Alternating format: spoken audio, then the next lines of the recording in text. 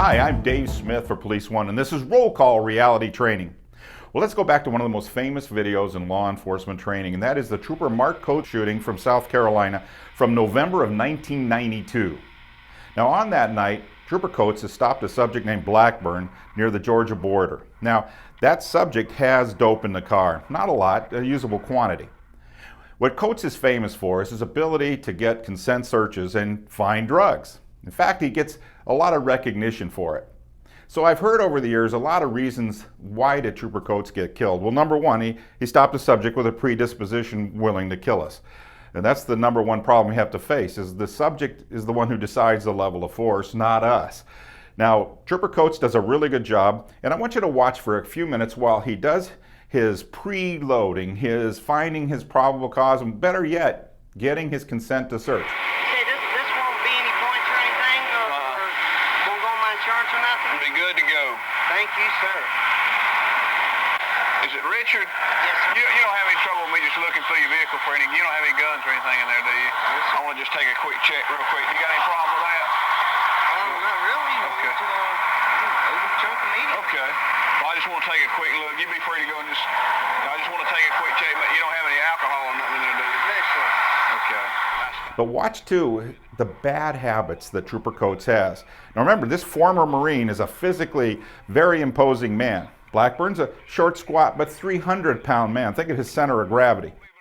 You'll notice that he has a very bad habit. One of the first ones he does, besides loitering between vehicles, is putting his has-can, his citation book, whatever you call it, under the barrel of his weapon's holster. Now he's carrying a .357. And what he'll do is he'll actually, now when you do that, remember that's using the tension between your body and the firearm to create the tension that holds as a spring mechanism that holds that has-can against your body. So watch this for a couple seconds and then let's talk about it. Hold on to that for a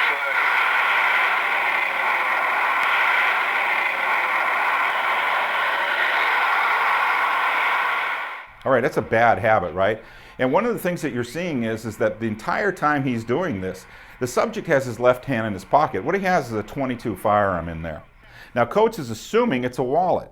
Now, I want you to watch as he initiates this frisk. And again, look at his bad habits. Now, some people say, you know, he wasn't trained properly. Yes, he was trained properly. But the thing is that we have to understand, training is what we do. Training can be defined as a long-term modification of behavior.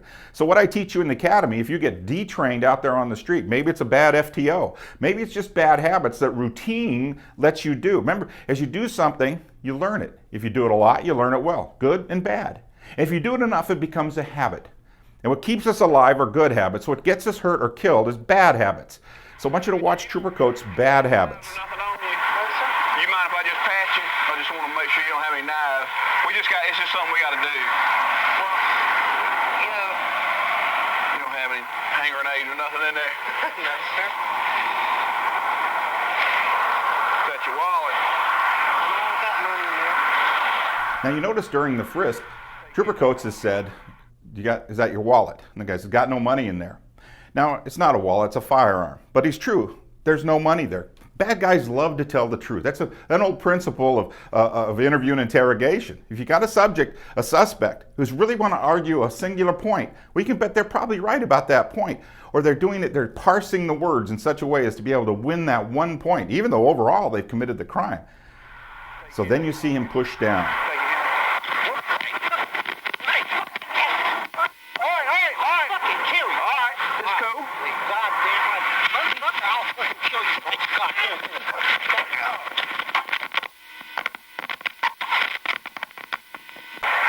Now the subject draws the firearm and shoots Coates in his body armor. So Coates begins to shoot. 5 times Trooper Coates will shoot the subject with a .357 Magnum.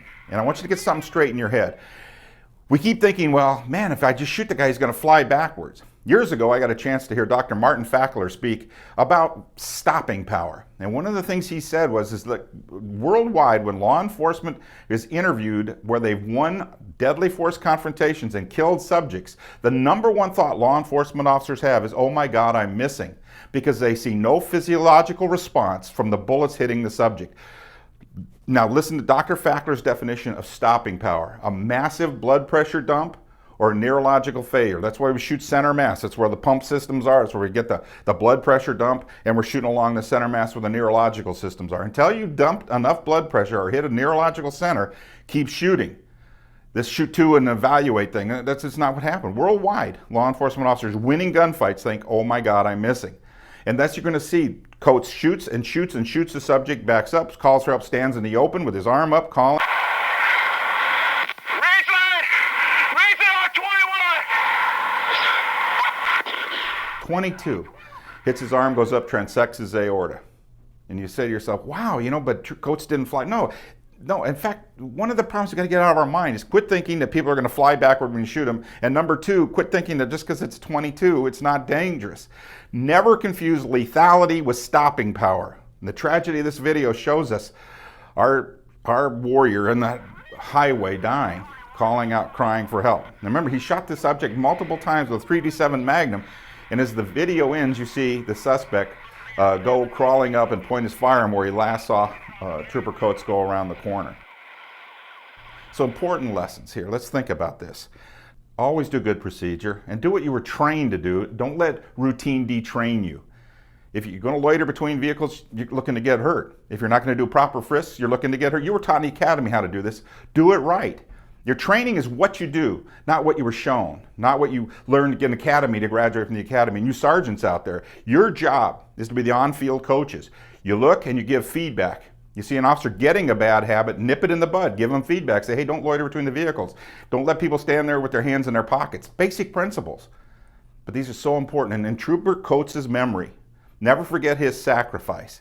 He was trained what to do, but he began to focus on getting in that vehicle. Let's search, let's get that consent to search. Let's get in there and find the dope. Officer safety is always first priority. Maintain your officer safety, but you sergeants out there.